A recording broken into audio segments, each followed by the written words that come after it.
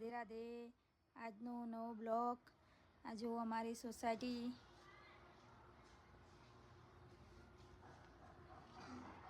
કામ ચાલુ છે। પહેલો રે મારો છોકરો છે સાયકલ ચલાવે છે।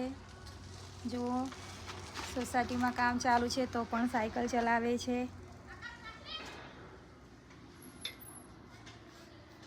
અને આ મારા ઘરવાળા છે તે આધાર કાર્ડ પાન કાર્ડ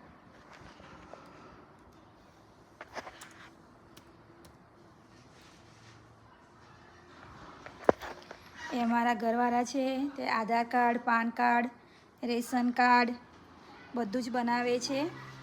જેને કોઈ બનાવવું હોય તે મેસેજ કરી શકે છે અને બધાને કરી આપવામાં આવશે।